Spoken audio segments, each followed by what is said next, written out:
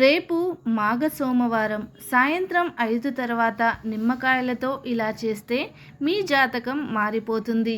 శత్రు బాధలు, నరఘోష, కుటుంబ సమస్యలు అన్నీ తొలగిపోతాయి. ఆనందకరమైన జీవితాన్ని గడుపుతారు. రేపు మాఘ సోమవారం సాయంత్రం నిమ్మకాయలతో ఈ చిన్న పరిహారం చేస్తే చాలు, మీ జీవితంలో ఉన్న సమస్యలన్నీ కూడా దాదాపుగా తొలగిపోతాయి. ఎందుకంటే నిమ్మకాయలకు అంతటి శక్తి ఉంది కాబట్టి నిమ్మకాయలను చాలా రకాలుగా వాడుతారు. నిమ్మకాయలకు ఉన్న విశిష్టత అంతా ఇంతా కాదు. మన దేశంలో నిమ్మకాయలకు ఎక్కువ ప్రాధాన్యత ఇస్తారు. ఏదైనా కొత్త వస్తువును కొన్నా, ఏదైనా పూజలో, వంటలకు, ఆరోగ్యం కోసం ఎన్నో వాటికి నిమ్మకాయలను ప్రధానంగా భావిస్తారు. నిమ్మకాయలు ప్రతికూల శక్తులను దూరంగా ఉంచుతాయని విశ్వసిస్తూ ఉంటారు. అందుకే వాటిని ఆయా సందర్భాలలో విరివిగా వినియోగిస్తూ ఉంటారు. నిమ్మకాయల్లో ప్రతికూల శక్తులు, చెడు కళ్ళ ప్రభావాన్ని తగ్గించే శక్తి ఉంటుందని అంటారు. దేవాలయాలలో పూజలు చేసేటప్పుడు నిమ్మకాయలను ఉంచి వాటిని ఇంటికి తీసుకొస్తే నెగిటివ్ పవర్స్ దూరం అవుతాయని అంటారు. అసలు నిమ్మకాయలకు ఎందుకు ఆ స్థానం ఇచ్చారో ఇప్పుడు మనం వివరంగా తెలుసుకుందాం. పురాణాల నిమ్మకాయల చరిత్ర వేదయుగం నాటిది. నింబాసురుడు అనే రాక్షసుడు శివుడు బ్రహ్మదేవుడి నుంచి వరాలను పొంది శక్తివంతుడయ్యాడు. ప్రజలను వేధించాడు. క్రూరమైన పనులతో కలత చెందిన భూమి ఆ రాక్షసుడి నుంచి రక్షించడానికి గొప్ప తపస్సు చేశాడు. నింబాసురుని అంతం చేయమని దుర్గామాతను ప్రార్థించాడు. అందుకు అంగీకరించిన అమ్మవారు నింబాసురుణ్ణి సంహరించి భూమిని సస్యశ్యామలం చేశారు. అందుకే అమ్మవారిని శాకంబరీదేవి రూపంలో పూజిస్తారు. శాకంబరీదేవి యొక్క దివ్యశక్తిని చూసి తన పవిత్ర పాదాలలో స్థానం సంకల్పించమని ఆమెను వేడుకున్నాడు. దీంతో అమ్మవారు నింబాసురుడికి ఒక వరం ఇచ్చారు. అతను ఎల్లప్పుడూ నిమ్మకాయ రూపంలో ఆరాధించబడతాడని ప్రకటించింది. అప్పటి నుంచి హిందూ ఆచారాలలో నిమ్మకాయ ముఖ్యమైన భాగంగా మారిందని అంటారు.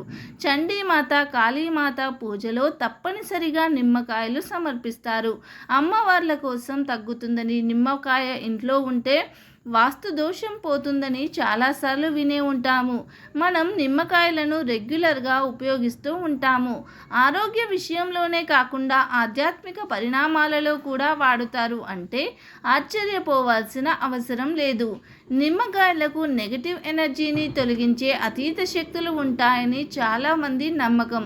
ఎంతోమంది వ్యాపారస్తుల దగ్గర కూడా నిమ్మకాయలను ఒక గ్లాస్లో నీటిని పోసి అందులో ఉంచుతూ ఉంటారు. మరి అలాంటి నిమ్మకాయలతో రేపు మాఘ సోమవారం సాయంత్రం ఏం చేయాలో ఈ వీడియోలో వివరంగా తెలుసుకుందాం.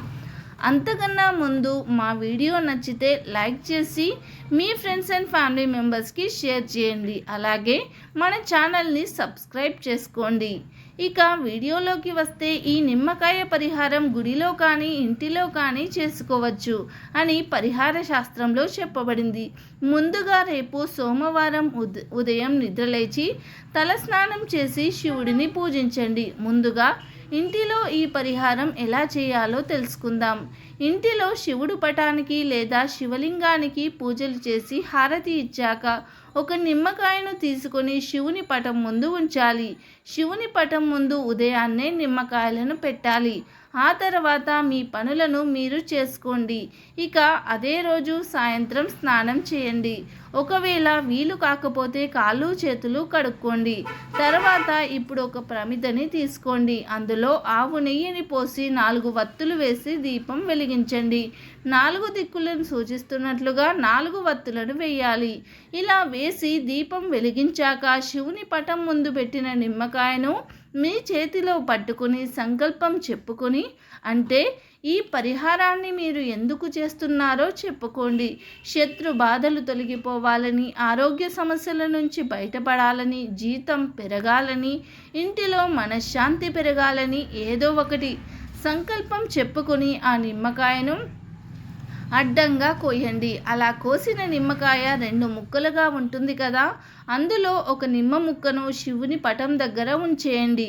మరొక నిమ్మ ముక్కను ప్రమిదలో కానీ ఒక ప్లేట్లో కానీ పెట్టి దానిపై 5 లేదా 6 కర్పూర బిళ్ళలను వేసి కాల్చండి. అది పూర్తిగా కాలడానికి కొంచెం సమయం పడుతుంది కాబట్టి ఈలోపు మీరు ఏదైనా పని చేసుకోవచ్చు. ఇలా నిమ్మకాయ ముక్కను ఇంట్లో రేపు సోమవారం సాయంత్రం 5 గంటలకు కాల్చాలి. ఇలా కాల్చడం వల్ల ఇంట్లో ఉన్న నెగటివ్ ఎనర్జీ అంతా కూడా పోతుంది.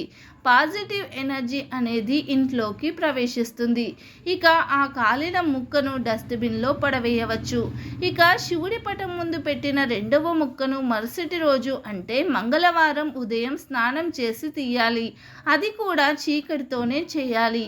ఆ రెండవ నిమ్మకాయ ముక్కను ఇంటి బయటకు తీసుకొని వచ్చి గుమ్మం ఎదురుగా ఒక ప్లేట్లో పెట్టి అందులో ఈ నిమ్మకాయ ముక్కను పెట్టి దానిపై కర్పూరం బిళ్ళలను కూడా వేసి కాల్చాలి. ఇలా ఇంటి బయట నిమ్మకాయలను కాల్చడం వల్ల ఇరుగు పొరుగు వారి దృష్టి మీపై ఇంటిపై ఉంటే అది పూర్తిగా తొలగిపోతుంది. సోమవారం సాయంత్రం ఒక ముక్కను, మంగళవారం ఉదయం ఒక ముక్కను కాల్చడం వల్ల మీ జాతకమే మారిపోతుంది. అతి ముఖ్యంగా శత్రు బాధలు తొలగిపోతాయి. ఈ పరిహారం చేయడం వలన ఇంటిలో మనశ్శాంతి అనేది ఖచ్చితంగా లభిస్తుంది. ఇదే ఈ పరిహారాన్ని గుడిలో కూడా చేసుకోవచ్చు. రేపు సోమవారం సాయంత్రం గుడికి వెళ్ళి శివలింగం దగ్గర నిమ్మకాయను పెట్టి పూజించి ఆ తర్వాత గుడిలో ఏదో ఒక ప్రదేశంలో కూర్చుని నిమ్మకాయను కొయ్యండి. గుడిలో నిమ్మకాయ కోసే ముందు కాలభైరవుణ్ణి తలుచుకోవాలి. కాలభైరవుణ్ణి తలుచుకొని మీ సమస్య చెప్పుకొని నిమ్మకాయను కోసి కర్పూరం వేసి కాల్చాలి. ఇది పూర్తిగా కాలేంత వరకు మీరు గుడిలోనే ఉండాలి. లేదు మేము గుడిలో ఉండలేము, చేయలేము అనుకునేవారు ఇంటిలో అయినా చేసుకోవచ్చు. ఈ పరిహారం సోమవారం సాయంత్రమే చేయాలి. అది కూడా 5 తర్వాతనే చేయాలి. ఇలా నిమ్మకాయతో ఈ పరిహారం చేయడం వలన మీ జీవితంలో ఉన్న ఆర్థిక, ఆరోగ్య సమస్యలు, శత్రు బాధలు అన్నీ కూడా తొలగిపోతాయి. కుటుంబంలో సుఖశాంతులు ఏర్పడతాయి. వ్యాపారం అభివృద్ధి కోసం కూడా ఈ పరిహారాన్ని చేయవచ్చు. మీకు మంచి లాభాలు కలుగుతాయి. ఆడవారు, మగవారు ఇద్దరూ కూడా చేసుకోవచ్చు.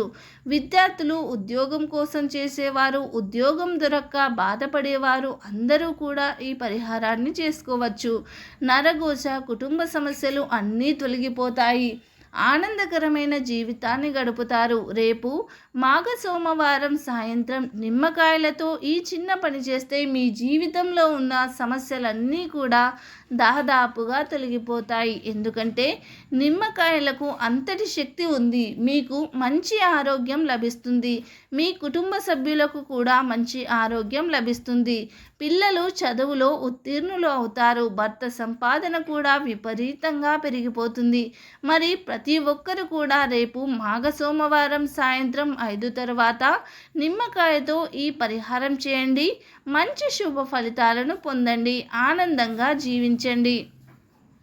వీడియో నచ్చితే లైక్ చేయండి, షేర్ చేయండి. అలాగే మన ఛానల్ని ఫస్ట్ టైం కనుక చూస్తే తప్పకుండా సబ్స్క్రైబ్ చేసి గంట సింబల్ని యాక్టివేట్ చేసుకోండి. మేము పెట్టే వీడియోస్ మీకు నోటిఫికేషన్గా వస్తాయి.